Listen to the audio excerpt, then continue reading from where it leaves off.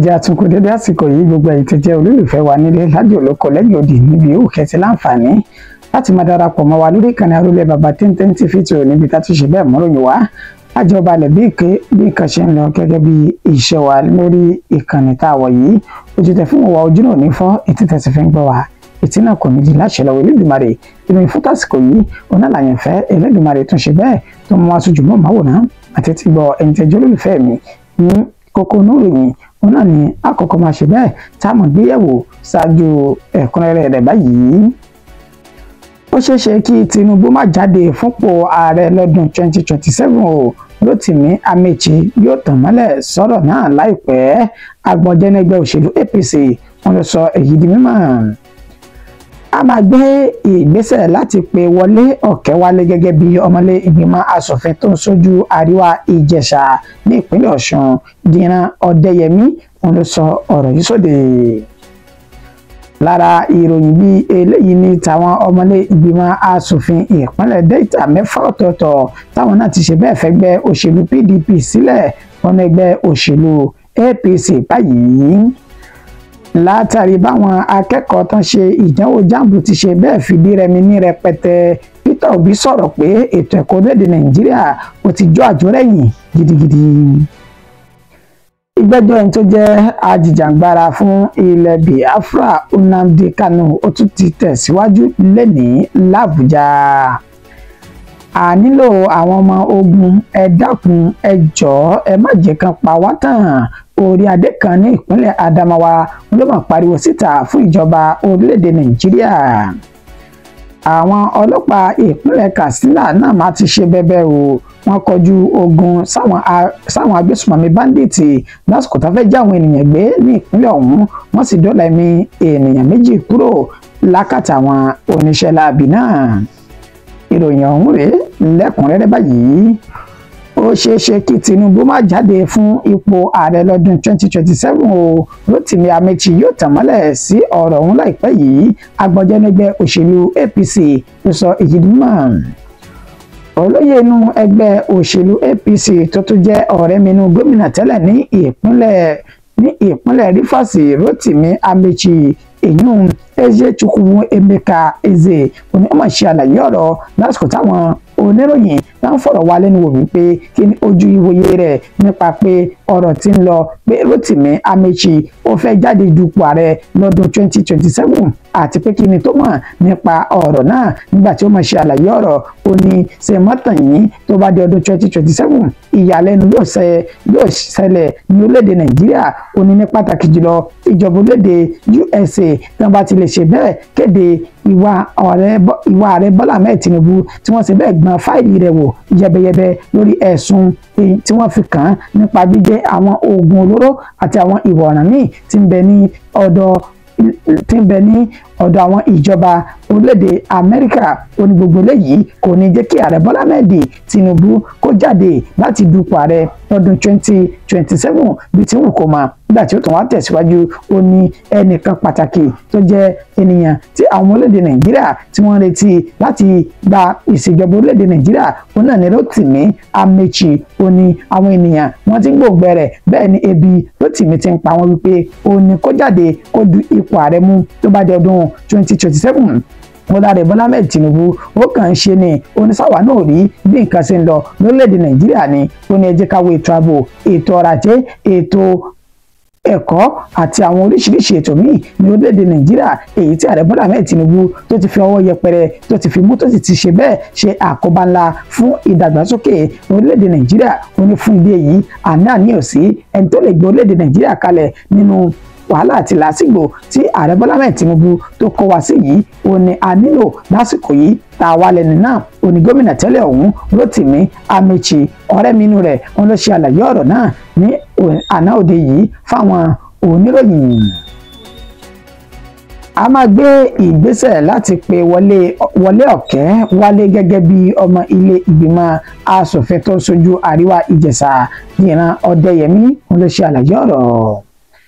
Pẹ̀lú ìròyìn tó ti jáde ní bí oṣù tá a lò sẹ́yìn níbi tí ẹni tó jẹ́ ọmọlé ìgbìmọ̀ asòfin tó ń ṣojú àríwá ìjẹ̀ṣà òbòkun àti oríadé federal constituency èyún Wọlé Ọ̀kẹ́ tó ṣe bẹ́ẹ̀ kéde ara rẹ̀ pé òun ti kúrò ní ẹgbẹ́ òṣèlú PDP tó sì ti darapọ̀ mọ́ ẹgbẹ́ òṣèlú APC báyìí. Ó ṣe ìkéde náà nínú lẹ́tà ìta gbangba kan èyí tó kọ sí ẹni tó jẹ́ alága ìjọba ìbílẹ̀ òbòkun ní ìpínlẹ̀ Ọ̀ṣun náà ní ọjọ́ 16 nínú oṣù kẹrin ọdún tá a lò lọ́wọ́ yìí. Nígbà tí ó ṣe ní àlàyé ó sọ dímọ̀ wípé níṣe ni ẹgbẹ́ òṣèlú PDP ni wọn kò kájú òṣùwọ̀n tí wọn sì ní àgbọ́yé láàrin ara wọn, èyí tí èdè àìyedè ti ń bẹ láàrin wọn tí wọn ti rí yanjú láti ọjọ́ tí ó ti pẹ́. Ó ṣe àlàyé ọ̀rọ̀ yìí lórí rédíò Ref FM ní ìpínlẹ̀ Ọ̀ṣun níbi tó ti fẹ̀sùn kan ẹgbẹ́ òṣèlú PDP pé màgòmágó wọn pọ̀, bẹ́ẹ̀ ni wọn ò ṣe bẹ́ẹ̀ mọ ohun tí wọ́n ń ṣe pẹ̀lú ìwàhálà àti làásìgbò tó ń fà ní gbogbo ìgbà. Bẹ́ẹ̀ náà ló tún fẹ̀sùn kan gómìnà ìpínlẹ̀ Ọ̀ṣun náà Adeleke Adémọ́lá wípé gómìnà ọ̀hún tó jáde láti ẹgbẹ́ òṣèlú PDP ó ní kò kájú òṣùwọ̀n tí ó sì ṣe dáadáa tó èyí tí akitiyan rẹ̀ tó mẹ́hẹ̀ nínú ẹgbẹ́ òṣèlú ọ̀hún. Àmọ́ ṣá o, nígbà tẹ́ni tó jẹ́ alukoro tẹ́lẹ̀ fún ẹgbẹ́ òṣèlú PDP ní ìpínlẹ̀ Ọ̀ṣun Dìran Ọdẹ́yẹmí nígbà tí ó ṣe àlàyé ọ̀rọ̀ ó sọ bímọ wípé gbogbo ọ̀rọ̀ tí arákùnrin Wọlé Ọ̀kẹ́ tó sọ yìí ó ṣe dáadáa pẹ̀lú gbogbo tó sọ yìí. Àwọn sì kí i pé ó kú ìfi ọmọnìyàn ṣe. Wọ́n ní ṣùgbọ́n ìmọ̀ràn táwọn lè gbà ó ní kó ṣe bẹ́ẹ̀ kó kọ ìwé fi ipò rẹ̀ sílẹ̀ gẹ́gẹ́ bí ọmọlẹ́gbìmọ̀ asòfin tó ń ṣojú òbòkun àti oríadé ní ìjọba àpapọ̀. Wọ́n ní tó bá ti wá ṣe léyìí tó kọ̀wé fipò rẹ̀ sílẹ̀ tán níṣe ni kó ṣẹ̀ṣẹ̀ wá jáde láti du ipò náà nínú ẹgbẹ́ òṣèlú tó ṣẹ̀ṣẹ̀ darapọ̀ mọ́. Wọ́n ní bí bẹ́ẹ̀ kọ́ àwọn yóò gbé ìgbésẹ̀ lọ́nà òfin láti rí dájú wípé wọ́n dá padà wá sílé sí ẹkùn rẹ̀ gẹ́gẹ́ bí àlàyé tí àwọn ṣe. Ó sì sọ dímọ̀ wípé ẹgbẹ́ òṣèlú PDP wọn ló ṣe àtìlẹ́yìn fún atakitiyan lórí bí ó ṣe dé ipò tó wà yìí. Wọ́n ní fún ìdí èyí tó bá sù ẹ jẹ́ kó kọ̀wé fi ipò náà sílẹ̀ o, tó ló ti kọ̀wé fi ẹgbẹ́ tó gbé débẹ̀, ó ti kọ̀wé fi ẹgbẹ́ ọ̀hún sílẹ̀. Lára irú ìròyìn tó ṣe bẹ́ẹ̀ farajọ eléyìí ní tàwọn ọmọlé ìgbìmọ̀ asòfin ìpínlẹ̀ Delta 6 ọ̀tọ̀ọ̀tọ̀ táwọn náà fẹgbẹ́ òṣèlú PDP sílẹ̀ wọnú ẹgbẹ́ òṣèlú APC báyìí. Àwọn aṣojúṣòfin láti ìpínlẹ̀ Delta èyí tí òǹkà wọn jẹ́ 4 ó ní wọ́n ṣe bẹ́ẹ̀ tí òǹkà wọn jẹ́ 6 ó ní wọ́n ṣe bẹ́ẹ̀ fi ààyè wọn sílẹ̀ nínú ẹgbẹ́ òṣèlú PDP tó sì kéde ara wọn pé àwọn ti darapọ̀ mẹ́gbẹ́ òṣèlú APC. Ìkéde ọ̀hún ló jáde láti ọ̀dọ̀ ẹni tó jẹ́ abẹnugan ní ilé ìgbìmọ̀ asòfin kékeré tí ń bẹ ní Àbújá Tajudeen Abbas èyí tó sọ dímọ̀ wípé arákùnrin tó jẹ́ ọmọlé ìgbìmọ̀ aṣojúṣòfin Victor Nwonkolo ó ti fi ẹgbẹ́ òṣèlú PDP sílẹ̀ wọnú ẹgbẹ́ òṣèlú APC. Bákan náà ní ti Julius Pondi, Thomas Ereyitomi, Nicholas Mutua, Nkodiko Jonathan àti Onamdi Ezechi nínú àwọn ènìyàn tán wá láti ìpínlẹ̀ Delta 6 yìí ó ní wọ́n ti fi ẹgbẹ́ òṣèlú PDP sílẹ̀ báyìí. Nígbà tó sọ pé 2 láti ìpínlẹ̀ Enugu ó ní wọ́n jáde láti inú ẹgbẹ́ òṣèlú Labour Party LP táwọn náà sì darapọ̀ mọ́ ẹgbẹ́ òṣèlú APC lọ́jọ́ kan náà. Nígbà tó ó kéde arákùnrin tó pe orúkọ rẹ̀ ní Mark Obeta àti Denisi Onamdi táwọn náà ti fẹgbẹ́ òṣèlú Labour Party sílẹ̀. Ohun tí àwọn ènìyàn náà tí wọ́n sọ wípé ó tà wọ́n lọ́pọ̀pọ̀n láti kọ ìwé fẹgbẹ́ ọ̀hún sílẹ̀ kò ju pé wọ́n ní inú ẹgbẹ́ méjèèjì ó ní ọ̀rọ̀ wọn ò ti yéra wọn tí ọ̀rọ̀ wọn ò sì tò pẹ̀lú eléyìí kò lè ran àwọn lọ́wọ́ láti mójútó tó yẹ kí àwọn mójútó gẹ́gẹ́ bí àwọn ṣe fẹ́ fi ara jìn fún àwọn ènìyàn tí àwọn ń torí wọn wà ní ilé ìgbìmọ̀ asòfin kékeré ọ̀hún. Wọ́n ní fún ìdí èyí àwọn fẹgbẹ́ òṣèlú náà sílẹ̀ darapọ̀ mẹ́gbẹ́ òṣèlú tó jẹ́ aláṣeyọrí tó sì ní ìtẹ̀síwájú lórílẹ̀‐èdè Nàìjíríà èyí tí wọ́n júwèé pé ó ní ẹgbẹ́ òṣèlú APC. Látàrí báwọn akẹ́kọ̀ọ́ tán ṣe ìdánwò jambu ti ṣe bẹ́ẹ̀ fi ìdí rẹmi ní rẹpẹtẹ, Peter Obi sọ̀rọ̀ pé ètò ẹ̀kọ́ lédè Nàìjíríà ó ti jó àjórẹ̀yìn gidigidi báyìí. Pẹ̀lú ìròyìn tó ti jáde ṣáájú àsìkò yìí nípa èsì ìdánwò àwọn akẹ́kọ̀ọ́ èyí tí òǹkà wọn jẹ́ 1,955,069 candidate tá jẹ́ akẹ́kọ̀ọ́ tí wọ́n ṣe bẹ́ẹ̀ fi orúkọ sílẹ̀ láti ṣe ìdánwò jambu tọdún 2025 tá a wọ̀ yìí. Nínú ìròyìn tí ó jáde níṣẹ́ náà sọ bímọ wípé àwọn akẹ́kọ̀ọ́ èyí tí òǹkà wọn tó jẹ́ èyí tí òǹkà wọn jẹ́ 420,000 òun ni wọ́n gba máàkì èyí tí ó kọjá igba 200 marks above nígbà tí wọ́n sì ní àwọn tí òǹkà wọn jẹ́ 1.5 million nínú àwọn akẹ́kọ̀ọ́ ọ̀hún òun ni wọ́n gba máàkì èyí tó kéré jọjọ sí igba wá sí ìsàlẹ̀ 200 down nígbà tí wọ́n sì ṣe ní àlàyé wípé níṣe ni àwọn akẹ́kọ̀ọ́ ọ̀hún ni wọ́n ní ìjákulẹ̀ rẹpẹtẹ nínú èsì ìdánwò ọ̀hún èyí tó mú kí olùdíje sí ipò ààrẹ nínú ẹgbẹ́ òṣèlú Labour Party ní ọdún 2023 tó ti jẹ́ gómìnà tẹ́lẹ̀ ní ìpínlẹ̀ Anambra Peter Obi tó ṣe àlàyé ọ̀rọ̀ wípé ọwọ́ tí orílẹ̀-èdè Nàìjíríà tó fi mú ètò ẹ̀kọ́ ó ń ṣe àfihàn pé àtijọ́ àjọrẹ́yìn owó sì ti ń di àkúrẹ̀tẹ̀ lọ́wọ́ báyìí ó ní ètò ẹ̀kọ́ ó lẹ́ẹ̀ kó máa jẹ́ nǹkan ṣáájú tí ó sì mú múláyà lókàn àyà ìjọba orílẹ̀-èdè Nàìjíríà ó fi àpẹẹrẹ lélẹ̀ nípa àwọn orílẹ̀-èdè míì tí wọn ò tó orílẹ̀-èdè Nàìjíríà ní iye ènìyàn tó ń gbé bẹ́ẹ̀ ó ní ṣùgbọ́n níṣe ni wọ́n ní ètò ẹ̀kọ́ tó mọyán lórí tó sì yìn koro ó wá sọ dímọ̀ wípé bí ètò ẹ̀kọ́ orílẹ̀-èdè Nàìjíríà ṣe wá ń lọ yìí tá a bá tètè ṣùgbà rẹ̀ ká sì jí gìrì láti ṣe àtúnṣe sí i ó ní àfàìmọ̀ kó gbogbo kó mọ̀ di àkúrẹ̀tẹ̀ lórí èsì ìdánwò èyí tó ń jáde lọ́dọọdún ní ọ̀dọ̀ àwọn jáàmbù yìí. Ìgbẹ́jọ́ Nnamdi Kanu tó jẹ́ ajàfẹ́tọ̀ọ́ ọmọnìyàn àti ajìjàǹgbara tó òun náà pè fún ìdásílẹ̀ ilẹ̀ Biafra ó ti tẹ̀síwájú lónìí lólùlẹ̀ tí ń ṣe Àbújá. Wọ́n ti gbé Nnamdi Kanu lọ sí ilé-ẹjọ́ gíga tó jẹ́ ti ìjọba àpapọ̀ tí ń bẹ ní olú-ilẹ̀ yìí tí ń ṣe Àbújá láti tẹ̀síwájú nínú ìgbẹ́jọ́ rẹ̀ èyí tí adájọ́ James Ọmọ́tọ̀ṣọ́ tó wà lórí ìkàlẹ̀ lórí ẹjọ́ náà nínú àlàyé ìṣáájú níṣe ni wọ́n ti fi ẹ̀sùn kan arákùnrin Nnamdi Kanu wípé ó wu ìwà ìgbésùmọ̀mí tó a sì ti múròyìn náà wá wípé nígbà tí wọ́n ń ṣe ìbéèrè pèsè jẹ pẹ̀lú àjọ DSS èyí tí àwọn agbẹjọ́rò Nnamdi Kanu tán bẹ̀rẹ̀ lọ́wọ́ wọn ní ọ̀sẹ̀ tó kọjá níṣẹ́ náà ṣe náà láyé pé gbogbo ẹrù tí àwọn bá lọ́wọ́ Nnamdi Kanu ní ọjọ́ kẹwàá inú oṣù kẹwàá ọdún 2015 èyí tí wọ́n palẹ̀ rẹ̀ mọ́ láti ọdún náà ó ní kì í ṣe pé àwọn bá gbogbo ẹrù táwọn bá ń bẹ̀ kò sí ẹrù òfin kankan nínú rẹ̀ bẹ́ẹ̀ náà ló ṣe ní àlàyé pé gbogbo ọ̀rọ̀ táwọn gbà kalẹ̀ lẹ́nu rẹ̀ ó ní ó ṣe ẹ̀yìn agbẹjọ́rò rẹ̀ èyí tí wọ́n fi sọ di mímọ̀ pé níṣe ni Nnamdi Kanu kò mọ̀ kankan nípa ẹ̀sùn tó fi kàn án pẹ̀lú ìwà ìgbésùmọ̀mí wàjú ìgbẹ́jọ́ rẹ̀ tó ti tẹ̀síwájú lẹ́nìí èyí tí adájọ́ James Ọmọ́tọ̀ṣọ́ tó ṣe bẹ́ẹ̀ wà níkàlẹ̀ fún ìgbẹ́jọ́ náà á ṣe àfihàn fídíò bí Nnamdi Kanu ó ṣe wà ní ilé ẹjọ́.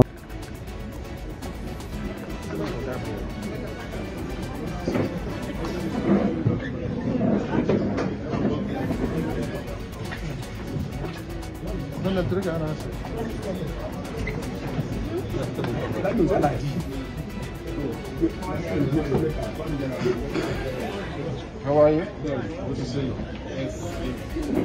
This way. Yes, how are you? Good morning. Hold on. How are you? How are you? Fine. No. Wow. Hold down.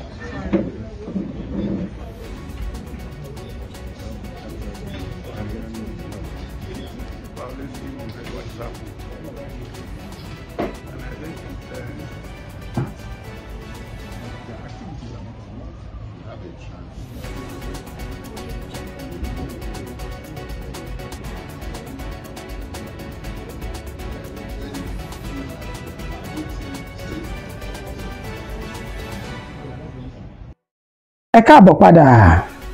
A nílò àwọn ọmọ ogun ẹ dákun ẹ jọ̀ọ́ ẹ má jẹ́ káwọn èèyàn yìí kí wọ́n ṣe bẹ́ẹ̀ kan pa wá tàn. Orí adé kan ní ìpínlẹ̀ Adamawa òun ló máa pariwo síta bẹ́ẹ̀.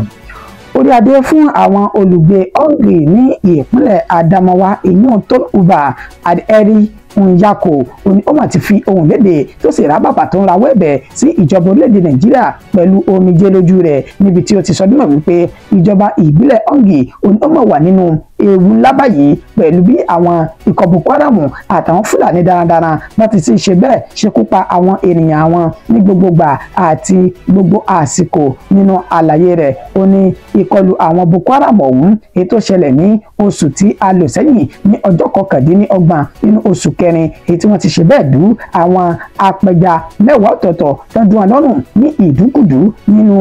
ní ìjọba ìbílẹ̀ ọ̀ǹgì yìí ó ní kò sẹ́yìn pé kò sí àwọn ẹ̀ṣọ́ aláàbò tó péye ní pàtàkì jùlọ àwọn ọmọ ogun ojú òfurufú Air Force ó ní tó bá ṣe pé wọ́n wà ní ojú wọn kálé ó kákò wọ́n sì mọ̀ rí n ti ṣẹlẹ̀ lásìkò táwọn ikọ̀ Boko Haram náà tó bá ń sọ̀sẹ̀ lọ́wọ́ ó ní bẹ́ẹ̀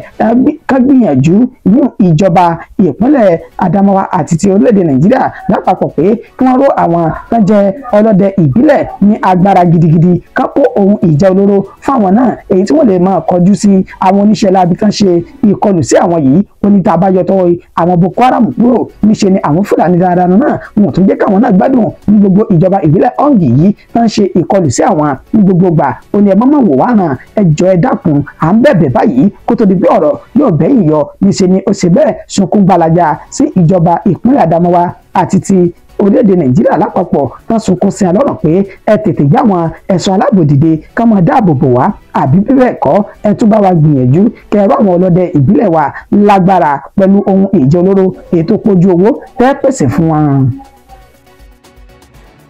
àwọn ọlọ́pàá ní ìpínlẹ̀ Katsina làwọn náà ṣe bẹ́ẹ̀ ṣe bẹbẹ wọ́n kọjú ìjà sáwọn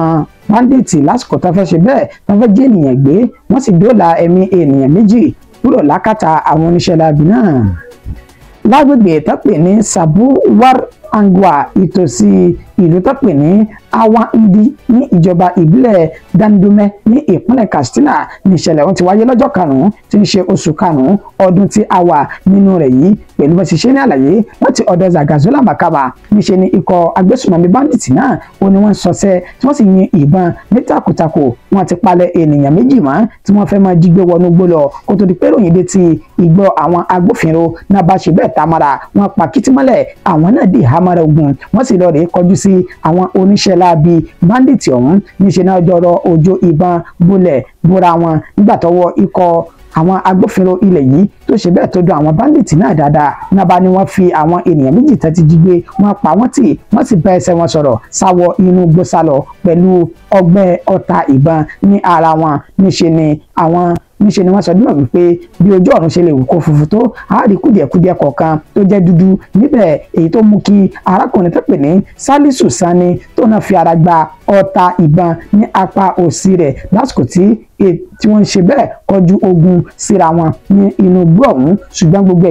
wọ́n dọ́là ẹ̀mí àwọn ènìyàn tó fẹ́ jí gbé bẹ́ẹ̀ làwọn báńdíìtì náà fi orí wọn náà fi légbó látàrí páwọn náà sàásálà fún ẹ̀mí wọn lẹ́yìn ìkọlù ọ̀hún. kídùn kópọ̀ ṣókí òun náà ni ọbẹ̀ oge ṣùgbọ́n ṣáájú kí n tó tún máa ṣẹnu nínú èdè ìsíbí ẹjẹ́ múnà ti wá nípa àwọn ìròyìn tá a ti kà fúnra wa. àsọdúnmọ̀ pé ó ṣeé ṣe kí Tinubu má jáde fún ipò ààrẹ orílẹ̀-èdè Nàìjíríà lọ́dún 2027 o Rotimi Amechi yóò tàn mọ́lẹ̀ sọ̀rọ̀ ọ̀hún láìpẹ́ yìí ẹni tó jẹ́ ọ̀rẹ́ mi nú gómìnà tẹ́lẹ̀ ní ìpínlẹ̀ Rivers Rotimi Amechi ó ní ó sọ ọ̀rọ̀ náà.